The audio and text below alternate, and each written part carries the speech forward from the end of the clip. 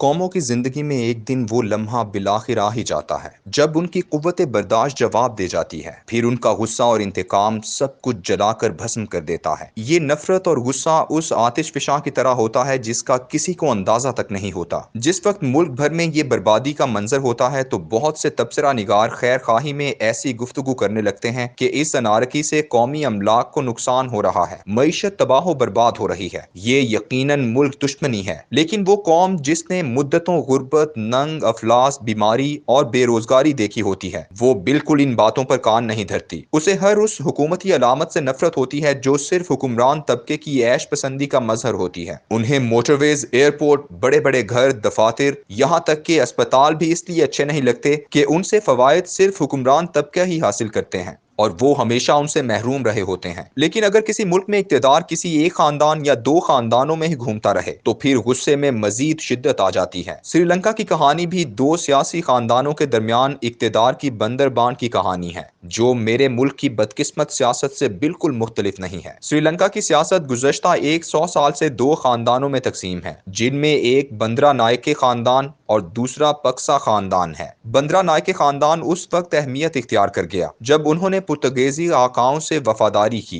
और उन आकाओं ने उन्हें सियासी तौर पर नवाजना शुरू कर दिया। ये बुनियादी तौर पर संहाली थे, मगर इतने वफादार हुए कि अपने संहाली नाम बंदरा नायके को बदलकर उन्होंने अपने नाम के साथ पुर्तगेजी नाम दियास लिखना शुरू कर दिया। इस खानदान का पहला शख्स जो वजीर आजम बना वो सालमन वेस रेदगवे दियास बंदरा नायके था, जो 12 अप्रैल 1956 से 26 सितंबर 1959 तक वजीर आजम रहा। इसी शख्स की बीवी मिसिस बंदरा नायके 21 जुलाई 1960 को अपने खाविंद के कत्ल के बाद पहली दफा वजीर आजम बनी और 27 मार्च 1965 तक बरसरे इक्तदार रही। उसके बाद 29 मई 1970 से 23 जुलाई 1977 तक एक और तीसरी, 14 नवंबर 1994 से 10 अगस्त 2000 तक बंदरा नायके खानदान की एक खातून इक्तदार पर विराजमान रही। दूसरा सियासी खानदान पक्सा नाम से मशहूर है, जो 2005 से अब तक श्रीलंका पर बरसरे इक्तदार है। इस खानदान के इक्तदार पर कब्जे का ये आलम है कि इस वक्त श्रीलंका का सदर गोनाबाया राजा पक्सा है, जबकि उसका सगा भाई महिंदा राजा पक्सा वजीर आजम है, जिसने हाल ही में वजारत उज़्मा से इस्तीफा दिया है। ये वजीर आजम खुद भी 2 दफा श्रीलंका का सदर रह चुका है। इनका तीसरा भाई बासल राजा पक्सा वजीर खजाना और मुआशी तरक्याती प्रोग्रामों का इंचार्ज है। तीनों भाइयों के जेर इख्तियार श्रीलंका का तकरीबन 70% बजट है और मुल्क की 5 बड़ी वजारतें इनके पास हैं। इनका चौथा भाई कौमी असम्बली का स्पीकर है। इस खानदान के 29 अफराद श्रीलंका की अहम तरीन पोजीशनों पर फायज हैं। ये सिर्फ सियासी ओहदों पर फायज नहीं बल्कि सिविल सर्विस, मीडिया,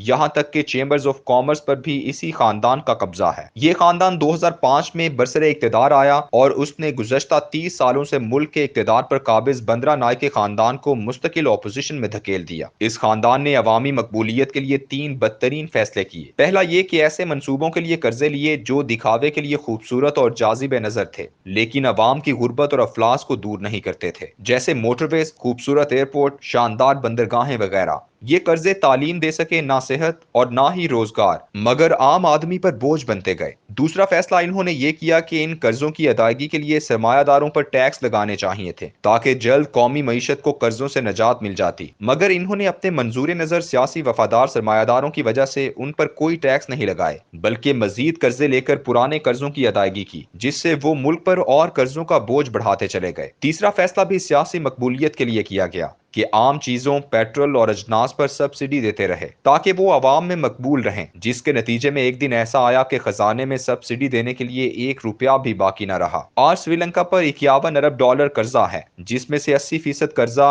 इसी पक्सा खानदान की हुकूमत के दौरान लिया गया, जो श्रीलंका पर गुज़श्ता 18 साल से मुसल्लत है। यूं पूरे मुल्क को कर्जों में जकड़ने के बाद ये खानदान IMF से भीख मांगने निकला तो उसके मुतालबे बहुत सख्त थे, यानी कि तुम पहले अवाम पर टैक्स लगाओ और सब्सिडी खत्म करके खुद को इस काबिल बनाओ कि कर्जे उतार सको। जोश में आकर पक्सा खानदान ने IMF को इनकार तो कर दिया, लेकिन मुआशी मंसूबाबंदी ना कर सके, बल्कि उल्टा अपने खानदान की लूटी हुई दौलत को बैरून मुल्क महफूज करने में लग गए। 5 बड़ी वजारतों पर होने की वजह से तमाम करप्शन यही खानदान करता रहा और एक अंदाजे के मुताबिक इस खानदान के पास 10 अरब डॉलर से ज्यादा चोरी का पैसा मौजूद है। यूं श्रीलंका गुज़श्ता माह दिवालिया हो गया और कर्जे की किस्त भी अदा न कर सका। इस मौरूसी खानदानी सियासत की लूटमार की वजह से श्रीलंका की मुआशी हालत अब यहाँ तक आ गई है कि गुज़श्ता 4 माह से पेट्रोल पंपों पर लाइनें लगी हुई हैं। करेंसी की कीमत 50% से ज्यादा नीचे गिर चुकी है। अस्पताल में दवाइयां बिल्कुल खत्म हो गई हैं और इस पर सोने पे सुहागा ये कि दो आलमी हालात ने इन्हें मजीद बर्बाद किया।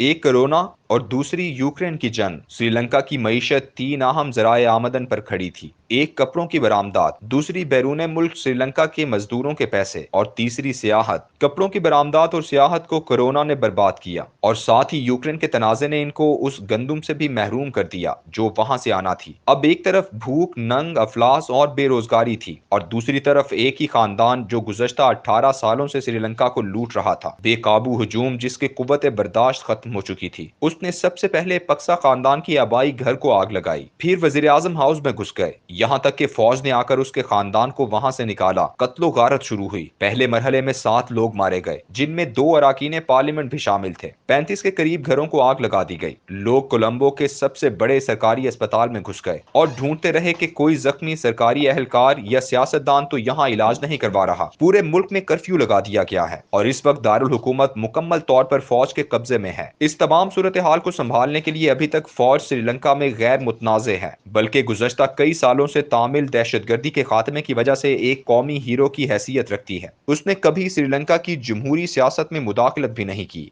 क्या हम भी श्रीलंका वाले रास्ते पर गामजन नहीं हैं? हर ड्रामे, फिल्म या कहानी के आगाज में ये फिक्रा लिखा जाता है कि किरदारों की ममासिलत महज इत्तेफाकी है, लेकिन यहाँ ये महज इत्तेफाक नहीं है, बल्कि एक तल्ख हकीकत है कि हम तेजी से इस अंजाम की तरफ बढ़ रहे हैं।